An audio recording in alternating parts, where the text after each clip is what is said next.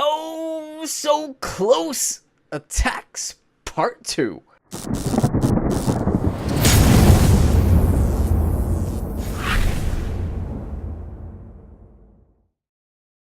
What's shaking, guys? It's Feldy bringing you another Clash of Clans video, and today we've got so close attacks Part 2 coming at you.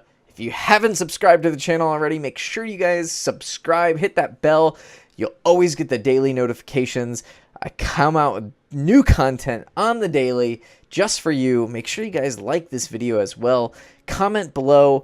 Anything helps, even if you don't like it. Say, I don't like this one, or, man, you really stunk at this. I could have done better. All right, let's get into the attacks. Hey, make sure you guys watch this video the whole way through.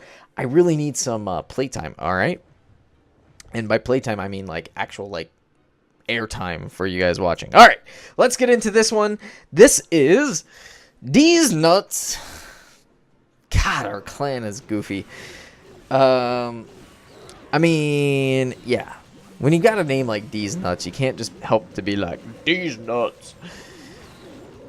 Right? Okay. Alright.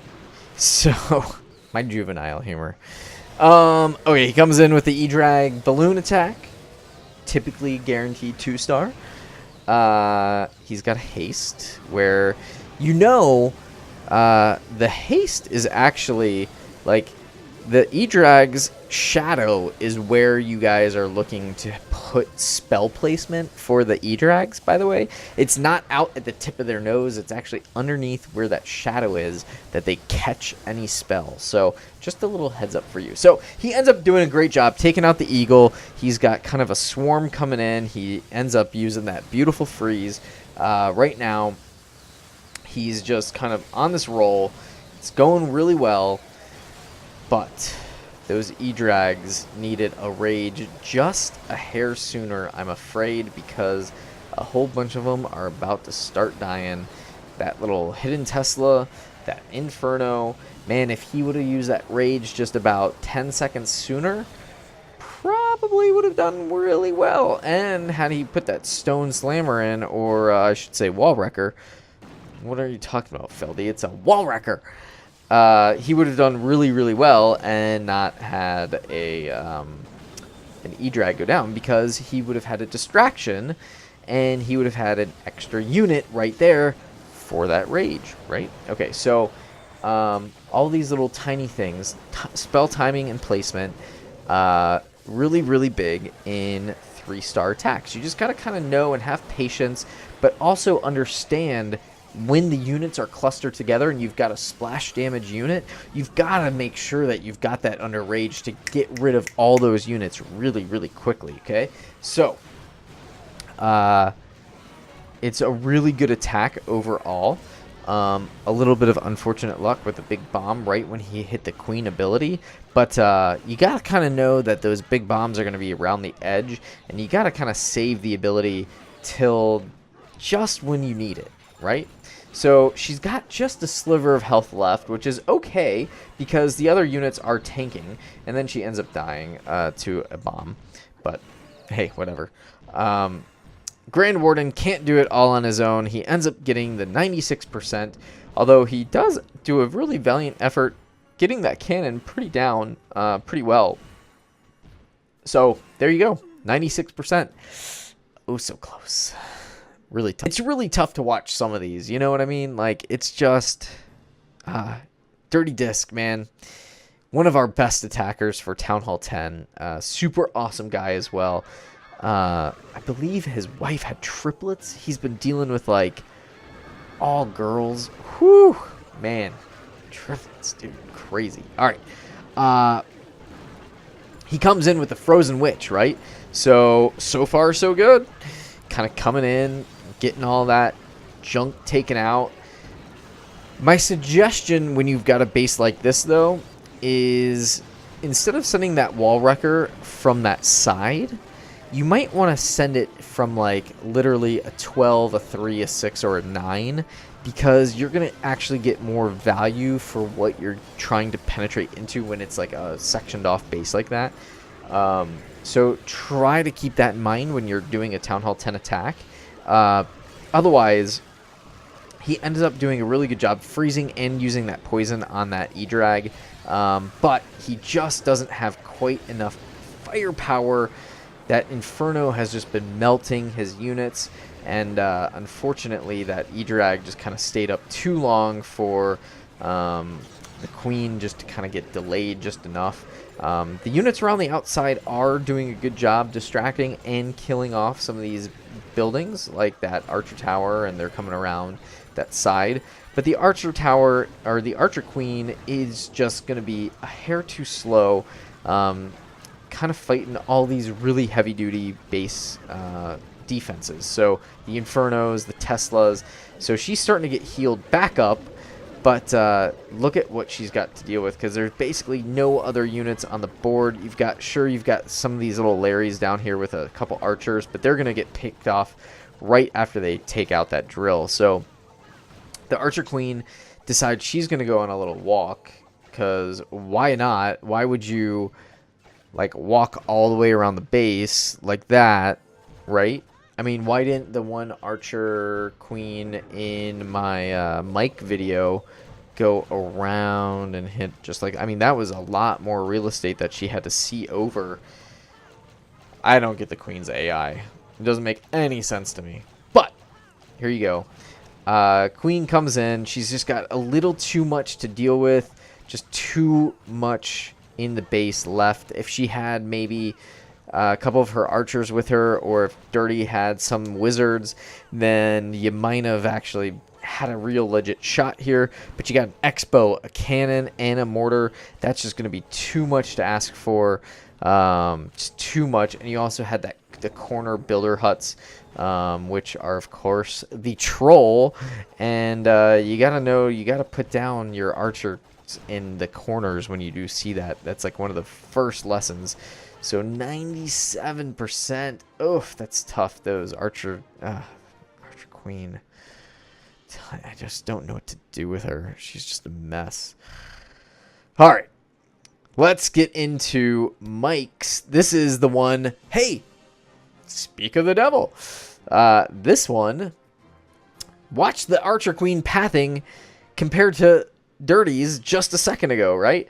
Like, this is just bananas. So Mike's got his kill squad. He's got his baby drags, and then he's going to throw in loons, and then he's got his E-drags. And he does a really, really good job in this attack, actually, of making sure that he cuts and funnels. Here's my 2 cents on baby drags versus your balloons. Okay. I really like having 8 E-drags, and I also really like having 8 balloons. And the reason is because if you stagger your balloons properly against a base like this, you can actually take out all those mines, and you're getting more value, because the baby drags are 10 housing spaces versus the 5 for the balloon, right? So you're getting 2 extra balloons for your baby drags. Now, yes, the baby drags do have the rage, and they're pretty powerful, but they do tend to die off quick, and I'd rather use that firepower with the balloons, okay?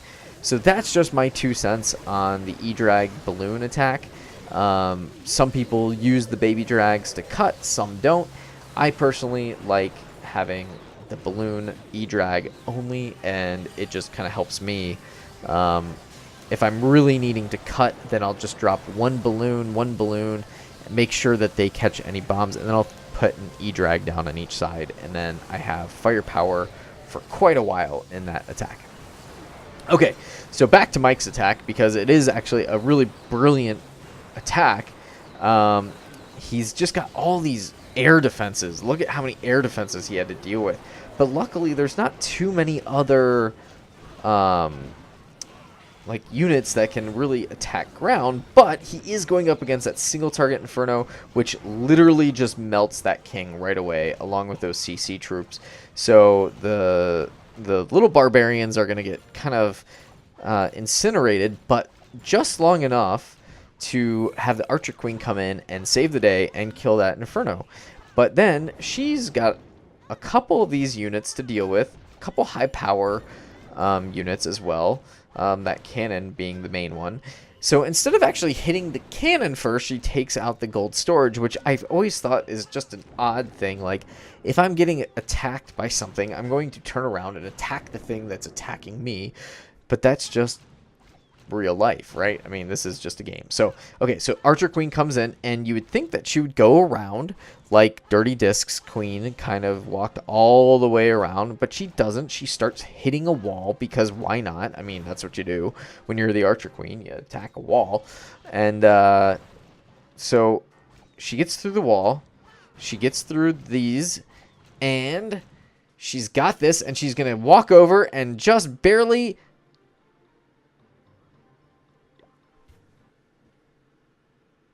Yeah. No. She's not. She's going to hit a wall again. How absolutely ridiculous is that? All right. Last attack. My dad. Ring base. You know, it's funny. You can have as many ring bases and different styles as you think that you can.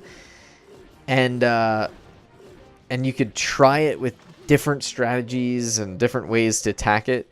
And every time that you're going to attack a ring base like this, like an island base, not a ring base, an island base like this, you're going to end up with a different results. Teslas are different, bombs are different, your placement of the troops are just going to be just a hair off. But it's funny. It's so funny to me that, like, you know, sometimes your attack can be flawless, and sometimes the same attack can be so crappy. Not that this is a crappy attack. It's definitely a 2-star, which is awesome. But check this out. It's just...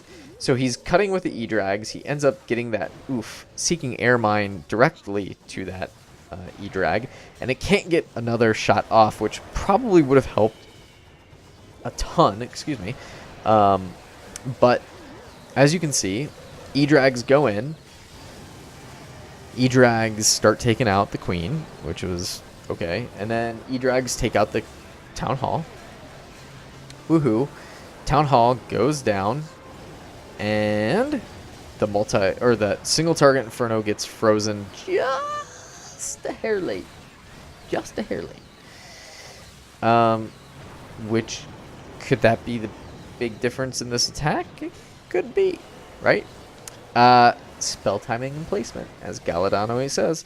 Alright, so the Eagle is still up, still firing on these troops. It's just, I don't really know what to say at this point, because you got the 2-star and you're just like watching this and you're like, I know it's not going to be 3-star just with what troops are left. He's got his heroes, but that's it. Okay, so heroes go up top. Pretty smart move. Kind of clean up the trash. Kind of have them walk their way down. Help out. Kind of try to clean up the majority of this stuff. You know, there's only one air defense right there and a freeze. It's a little late, but ends up taking out that air defense, which is of no real benefit. But then that falling balloon ends up catching that archer tower. So you've got the heroes kind of coming in. The Grand Warden was working on some skeletons.